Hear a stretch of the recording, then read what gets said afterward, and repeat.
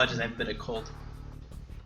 Alright, and here's the fourth game. It's now 1-3. If TaToH takes this next game, he will win the series and the $100.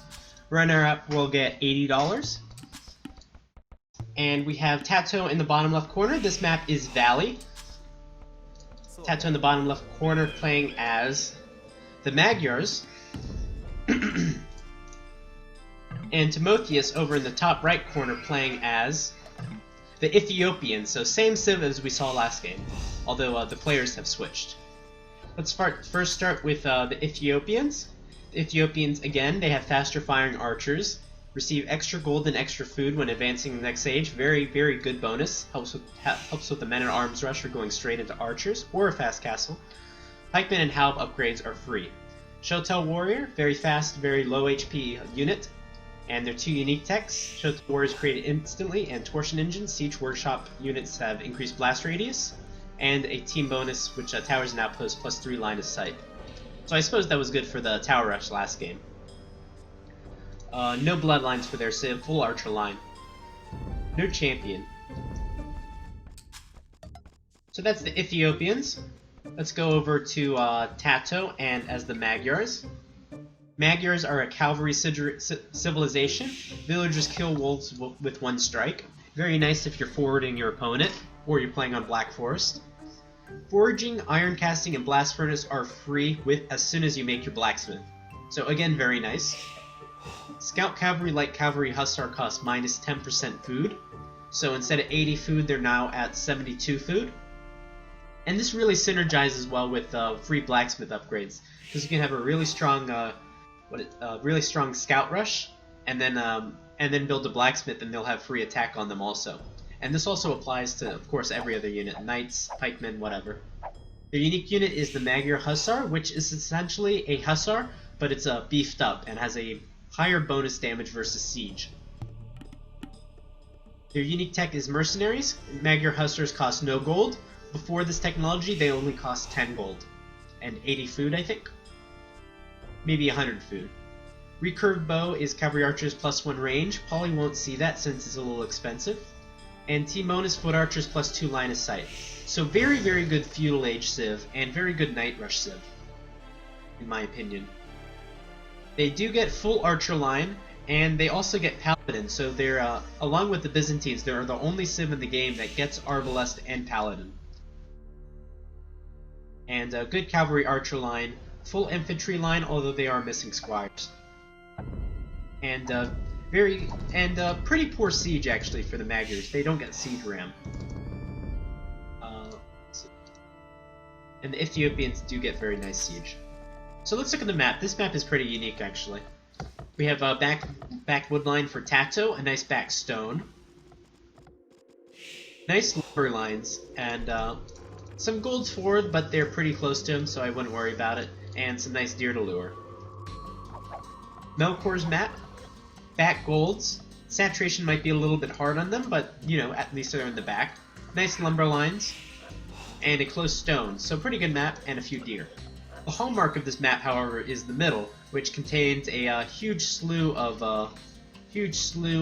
deer and hunt in the middle, as well as relics, and shorefish. So a lot of food to be had in the middle. We'll see if either player goes for it. Would be a very nice map for the Mongols.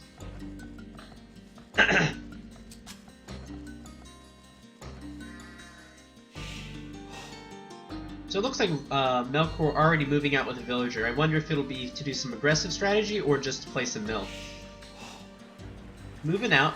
Has not scouted his opponent yet, so this is a little unusual. And here's a forward barracks. I have to remind myself of the civ. So forward barracks, I wonder if we'll see militia come out straight away.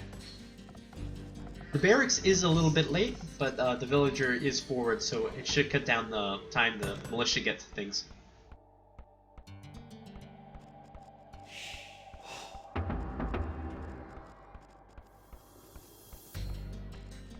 Okay, and Robo's saying that the Magyars are the only civ with fully upgraded Arbs and Paladins. Although, ideally that is not the strongest unit composition the Magyars can make. The strongest unit composition would be would be cavalry archers with the extra range and paladins. So they do play potentially like the Huns in a lot of ways. Very good cavalry archers, but late game. But remember, cavalry archers, their cost is reduced overall. And a very good light cavalry. Melkor housed here, that kind of hurts. He needs his third militia out, and he's taking these deer, so a lot of deer, and he really should be making use of this shorefish right here. Shorefish, the fastest food in the game. Let's see what TaToH sees. He's already up to the next stage, probably thinking about a scout rush. He's walling up right now, so he has seen the barracks. That's how you counter a rush. Getting the blacksmith straight away, although I do not see a stable. So I wonder why he's going for the blacksmith straight away. And here's the stable, so he's got the stable out. So these scouts will be able to deal with these militia pretty easily, especially since they'll have forging already. Melkor is now up to the next stage. He'll probably be doing men-at-arms. He's already got the 100 extra food and 100 extra gold from the civilization bonus. And here's the men-at-arms. Back at home, still taking a lot of food. May continue to go to men-at-arms because of that. And nothing else happening at his base. Putting a mill just for these 3 deer.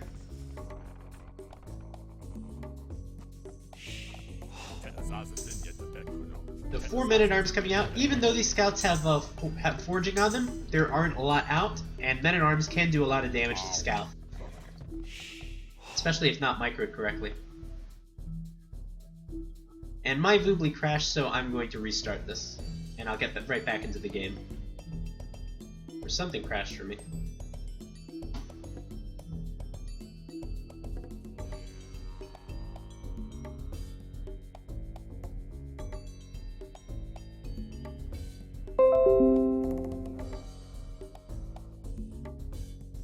So I'll get back into the game in just 1 second. Hopefully we won't miss too much.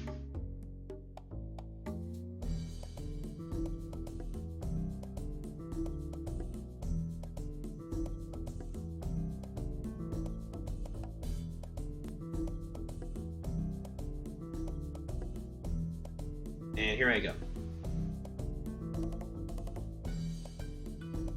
Yeah, old Forgotten Empires isn't new Forgotten Empires. Forgotten Empires has diverged from the Forgotten, and the Forgotten has kind of merged with African kingdoms. So really there isn't much more the Forgotten anymore, and I have to catch up here unfortunately.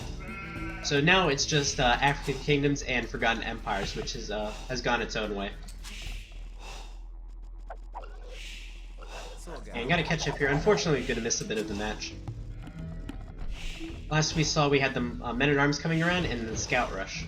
So I do assume the scouts are probably in the base of Melkor at this moment.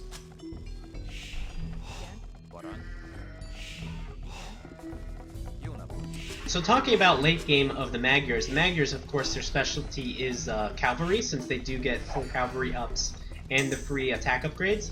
However, the Ethiopians will have the free halb upgrades, so they'll be able to counter that nicely. Maybe we see the Ethiopians, maybe we see the Magyars go into something a little different like Arbalest or Cavalry Archer.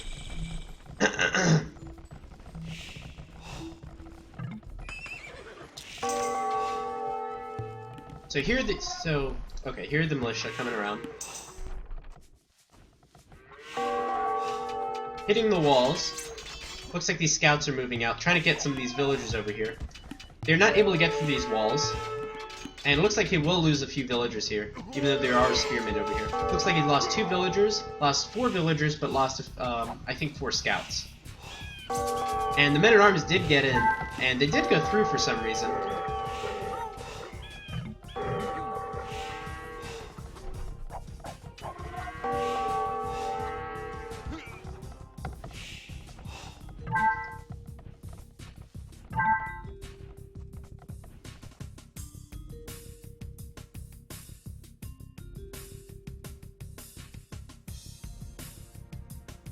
My thing is frozen for some reason. Yeah, it says my OBS is not responding.